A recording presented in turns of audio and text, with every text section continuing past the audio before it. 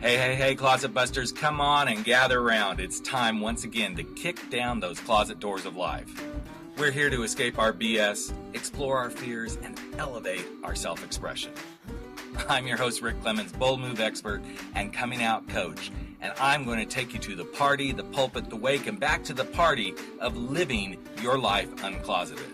So come on, grab hold of yourself and get ready to step out, step up, and step into living your truth as we explore more stories, tips, and tricks for living your life uncloseted. Now let's get to the show.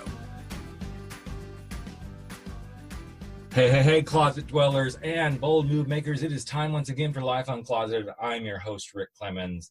And sometimes in life, opposites just no longer attract. In fact, you know this about me. I was married to a woman. I came out later in life, have 2 kids, and it's been a while since we've shared these kind of stories, not because they don't need to be told. In fact, I believe right now these stories need to be told more now than ever because people seem to have thought that, oh, you know, people who got married and then have kids and then come out of the closet, this is old stuff. No, it's not. You have to understand this happens more and more and more in our society, but it just doesn't get talked about. And I feel like as a modern society, we need to drive this line of acceptance more than even the younger generation stuff, because I do believe the younger generation has an easier way through it. And so as I was thinking through this, and then as fate would have it, I met somebody through somebody, and now he's publishing a book about when opposites no longer attract. And he's been through a very similar story as I have, but we didn't go into a lot of detail in the pre-interview because I thought, you know what, we're going to just go raw, we're going to go real. And I want to welcome Micheal J. Testa to the show to talk about his journey and to talk about his new book, When Opposites No Longer Attract. So, Micheal, I'm really glad to have you here today, man. Well, thank you for having me. I really appreciate it. And there's a lot of commonalities here. So, right, what you said is so true because what's old is new again. Where, like you said, where everything sort of settled down and you didn't hear much about the subject. Yep. But suddenly it's starting to become front and center, and we settle in with societal norms, and I talk about that in my book as well. Everyone basically is invited to meet the opposite sex, get married, have kids, and live happily ever after. And sometimes that doesn't work out that way. All right. So I'm curious, you just kind of hit a chord that really strikes with me. So why do you think we're back in suddenly this is becoming talked about again? Because we did kind of go through a phase where it kind of quieted down over the last few years, but why do you think suddenly it's starting to show up more and more again? I know I have my perspective, but I think, well, first of all, I've been hearing about it more again. Mm-hmm. And I was out a few weeks ago, and I don't really go out that often, and I ran into a gentleman who was friends with friends, and he goes, hey, he comes up to me out of the blue, hey, I heard you were married and came out and have children. I'm like, yes. He goes, well, I don't have children, but I've come out from marriage. And he was 27 years old. Mm. So, that was like, it just sort of jarred me a little bit saying, wow, you know what, 27 years old? All right, you think that, I'm in my 50s now, yep. And you think that all of us 50-year-olds have flushed it out and there's nobody left. Right. And then all of a sudden you're reminded that not much has changed. It may have changed in urban areas. It may be talked about more on TV, but also with the anti-LGBT voices that are again once in the news, and especially transgender news where the president is going after transgender service members. It all just seems to start bubbling up again, and that's why it became front and center for me, where I kind of let this go for a little while without having to promote it and not promoting it. And then now I'm like, people need this book. They need it. And so, I was connected with you as, how the universe works. Yep. And here we're talking about it, and brings it front and center again. And I think you and I are having a very similar experience. I do this every day, day in and day out. It's my work that I do with people. working with people coming out of the closet, whatever the closets are, but it started at the core of, Right. working mostly with men coming out of the closet after marriage. And I caught in the same kind of space where, it seems like things are getting better, all along knowing that out there in non-urban areas and the middle states and, different places. I mean, I'm from California, and there's even pockets here in California that, this is just still not cool to be out LGBTQ person. But I started to notice that, wait, there's a trend. And the trend started right after my book came out. I was on a college campus and talking about my story. And I had a couple of young people come up to me and say, wow, I'm so glad you wrote this book because, I'm coming out late in life. And I'm looking at them going, you're 20 something. But to them, they are coming out late in life because kids nowadays are coming out at 7, 8, 10, 12, whatever that might be. And I think this is why this story is still important. It is that opposites don't attract. It is there's a late in life experience, whatever late in life may look like for you. And I'm so glad to see that you have pulled this book together and that you're sharing it, because I don't know about you, man.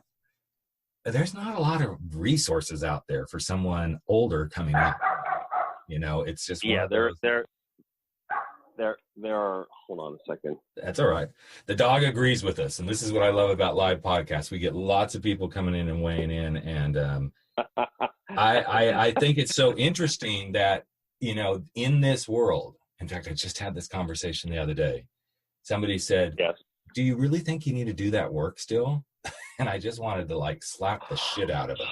It was like, well, that's kind of like people were asking me, same in my, do you really think it's valuable for you to promote your book?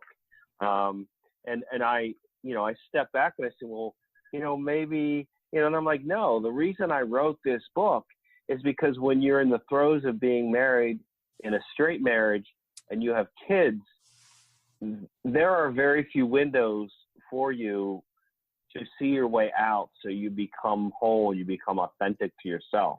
Most of the time, you heard of, conversion therapy and all that stuff that people go through. That obviously doesn't work. But, when you're in that, and until you're in that situation, you feel you feel dire. You feel like there's no way out. You can't be yourself. You can't be your best parent. You can't be your best spouse. Yep. And you can't get out. Right. So you're trapped in so many ways. And I think this is the piece that people, there's going to be people who don't get it. I don't even mess with them. The ones that I really like to have these conversations with are the ones who are like, help me understand. And the closest thing I can equate it to that has helped most people really grasp this is it's a form of domestic abuse where the domestic abuse is actually happening from you yourself. It isn't coming necessarily from someone else. You are domestically abusing yourself, saying, okay, well, I have to stay in this. I have to do this because this is what's expected of me. And you stay because the pain is greater to leave than to stay, or so you think, until one day you go, I can't endure this pain any longer, which is a very similar path that most people who find themselves in domestic abuse relationships find, that I have to stay because this, it'll stop. They don't really mean this and da-da-da-da. And finally, one day, they just say, I can't do this anymore. I cannot be in that kind of environment. There is that point that, in speaking for myself, and my book contains stories of 4 men and 4 women. So when I decided to write it, I didn't just want it to be about my story. I wanted someone to be able to pick this book up and say, oh, I understand, this person's part of the story and that person's part of the story. Some have kids, some don't have kids. Right. So it needed, I wanted it to be more of a larger perspective. Right. So, someone coming out could pick it up, a family member could pick it up, to see what it's like for someone that they know who's going through it, or maybe they know somebody they think is going through it, that can help out because you just hand them the book, say, read it. And people even, I had this question, well, how is somebody going to read that book if they're still married? And I'm like, I said they could shove it under the bed if they don't want anybody to see it, or they could get the Kindle version. Exactly. And that's what I've seen happen for my book is the Kindle version gets sold way more and had similar Yeah. question. And this is why Yeah. the best use of my book, quite honestly, has been LGBTQ centers, whether they're centers, in a city or they're centers on a campus. In fact, I just sent out like 3 last week, 2 campuses where I'm trying to do some speaking engagements, because you get it in those hands. People who are going into those resource centers are going there for help. Now, whether they pick the book and leave with it, the thing is they can sit there in that safe space and read it, But yes, the Kindle version is the way to go, And it is one of those things which has been the challenge all along in my work is, how is somebody going to do the work with me without getting outed? That's a tough one. Whereas if you go to therapy, if you go to traditional therapy, you can kind of go under the auspices of I'm depressed, life's not going well, da da da da. And because of HIPAA laws and everything, nothing can be shared. So it is this interesting space that, authors like you and I, we play in, where we're trying to give the resource. How someone chooses to use it, we can give and this is why I love having these conversations. The best way we can tell you to use it is get the Kindle version. Get a version, on Audible, get it on Audible. It's just such an interesting space that we delve in. So you and I actually have some commonality we were just talking about before we started recording. So we both kind of came at it in the same year. 1999 was when everything unraveled for both of us. I'm curious for you, compare when you look back now from current day to then, what was your perspective on how coming out was back in 99 versus what it's like now? Coming out back then, coming out back then, there were a lot more bars to go to, for one thing. So when you wanted to become social, and it took me a few months after I even came out to actually get myself to go out to a gay bar. And once I did, then I started meeting people, and I ended up finding someone that I ended up being in a partnership for 6 years. I started to become a volunteer for some LGBT organizations, and eventually became president of Equality Pennsylvania. So through the people that I met who were, open arms, they were face to face. What I see now is that with, social apps, people, I don't think, meet and get to know each other as well, because it's like you're one and done, or you don't have this or don't have that. I think it's more difficult now to come out and to really get a face-to-face to meet someone that you might be interested in, or may actually help you along to meet other people that are similar to yourself. And in the book, how I became, motivated to write the book is we were out watching Will and Grace one night, and I wrote this in the book. There were 5 men in this bar. It was a gay bar. Watching Will and Grace, and between the 5 of us, we had 14 children. Wow. And this is in this is probably 2001. And so I'm like, wow, 5 of us with 14 children, and each person's story was different. So, but I don't know, I can't say because I'm not coming out now, but I think it's more difficult to really get into, the psyche of other people coming out, because it's so instantaneous now. And, people, friendships it takes a lot to create a friendship. When you're coming out, you're like new. People don't know you or what your story is. And people have opinions about you, having been married and had children. And now, in the gay world, and some aren't nice. Yeah, exactly. Some are definitely not nice. Definitely. I mean, I've told the story numerous times about the one guy calling me a breeder in a bar. I'm like, really? You're going to go there? Just, I'm sorry that I touched a vagina, but so did you when you came down one. So get over it, I've had people say to me they wouldn't date me because, I have children. And they probably, and I know most of them don't remember saying that, because the same people, as my children are now 24 and 22, maybe 5 or 6 years ago said, gosh, I really wish I would have had kids. These were the same people that wouldn't date me because I had kids. But that shows such the social construct our own community has gone through. And there's always going to be the controversy, because I can still be around some of our I love all my brothers and sisters, but sometimes when they get on their thing of, well, why do we have to act like the heteros? It's like, we're not acting like the heteros. I have this gut instinct that I want to be a parent, so I want to be a parent. It has nothing to do with heterosexuality. I totally honor those who are like, I'm not a kid person. Great, then don't be a kid person. Right. And it's just in fact, my husband and I were watching the newest or the final trilogy of the 50 Shades of Grey, and by